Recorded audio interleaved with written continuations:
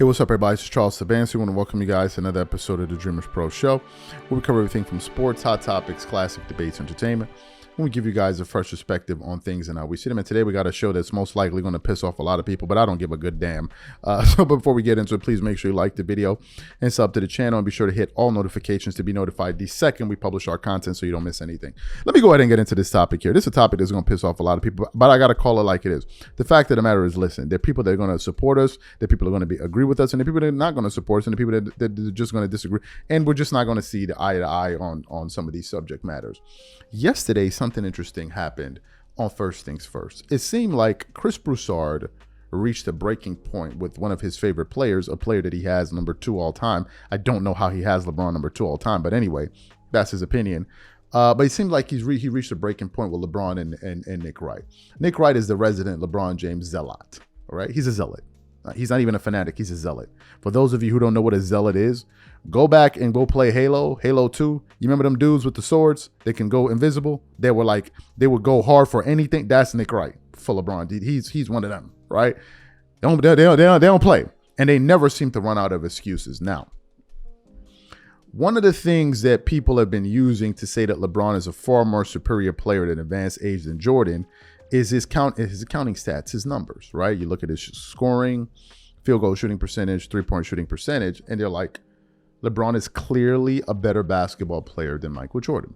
Look at his individual statistics. Without realizing that LeBron is a master at stat padding. He is a master at doing it. No one stat pads better than LeBron. Nobody does it. He is that gifted of a player that he can do it at a pretty high level. And it seems like Chris Broussard yesterday noticed that and decided to point it out, because yesterday Nick Wright was on this tirade about why the Lakers are so poor as a team. They're not good. And he was looking to blame Darvin Ham. And he's like, but what about LeBron? What about the players? And then Nick Wright was like, but look at LeBron's stats. And he's like, but Nick, LeBron is a savvy enough player to be able to get his numbers in this league and make it look good. But his numbers have absolutely zero impact on the game, which essentially means that they're just empty calories.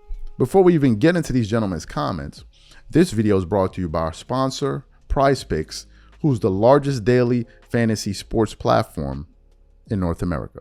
PrizePicks is really simple. Instead of just selecting a team, you just select 2 or more players, pick more or less their projected stats, and then you place your entry. For example, this week, I'm selecting 2 entries.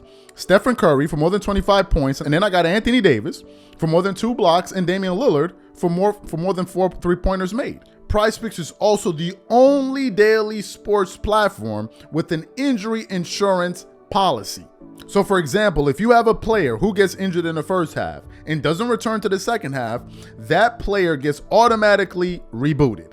What I also love about PrizePicks is that it offers weekly promotions like Taco Tuesdays. Each Tuesday, PrizePicks discounts select player projections up to 25% to provide even more value. So go to prizepicks.com/CLNS and use code CLNS for a first deposit match of up to $100. That's go to prizepicks.com/CLNS, use code CLNS for a first deposit match of up to $100.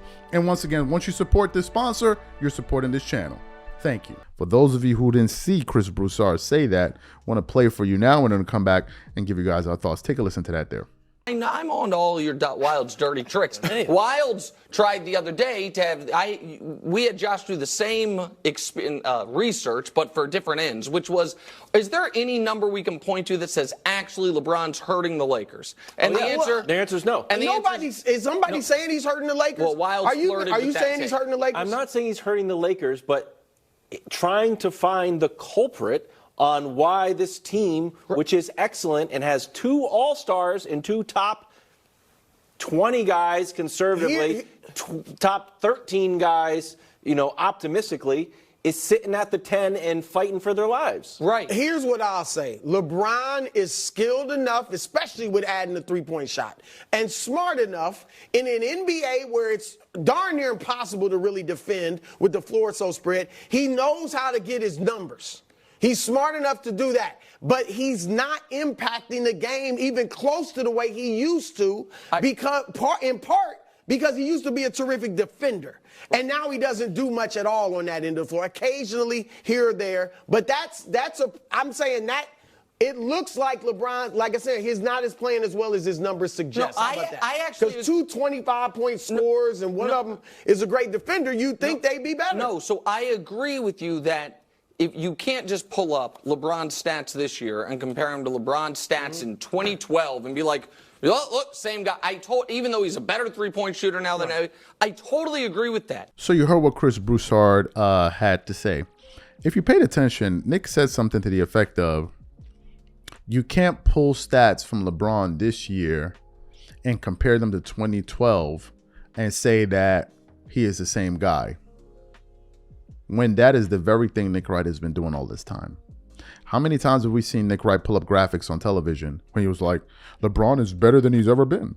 Look at his numbers in 2012 or 2013 and look at his numbers now. The numbers say he's better. Really, Nick? Does it?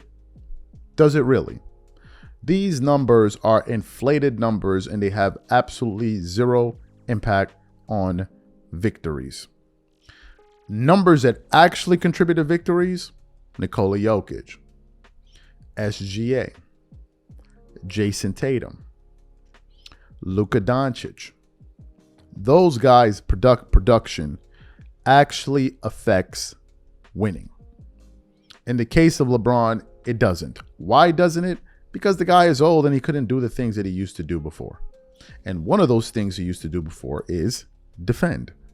LeBron is not the greatest defender of all time. He's not the greatest defender to play this position. He's not a top 3 defender to play this position or top 5 defender to play this position, but he's a good enough defender. Now some people say, wait, of course he's, because LeBron fans, these people, if LeBron is better, he's better. He's probably the one that turned water to wine, according to these dudes. There are a lot of players that have played this position that are way better defensive players than he is. A lot. I can give you 3 off the top. You have Kawhi Leonard. You have, You have Scottie Pippen. You have Ron Artest. There's so many other players. I just can't remember them, but I know that there are a lot of players that have played that position that have like guys that have won Defensive Player of the Year caliber like award. Those guys are hella defenders. But even to Nick Wright said at one point LeBron was the best defender in the NBA. That's Nick Wright. The guy that made 5-6 all defensive teams is the best player, one of the best player in the defensive player in the NBA. When you had Dwight Howard, you had all of these other, you had Bruce Bowen, you had Shane Battier, you had Ron Artest, you had Tony Allen. Nick Wright gonna jump up and holler, oh, LeBron was the best player, blah, blah, blah, blah, blah. So that's that. But the point that Chris Broussard brings up is a good one. And let me tell you what's going to happen. Chris Broussard is going to get a rude awakening from some LeBron zealots who are going to start telling him, hey, he's hating on LeBron. You can't even tell the truth no more. You're simply not allowed to tell the truth anymore. They're going to start calling him, oh, he a hater. That's what happened. It's like I remember the time when Shannon Sharp went on ESPN first. They can call out LeBron for his Miami comments.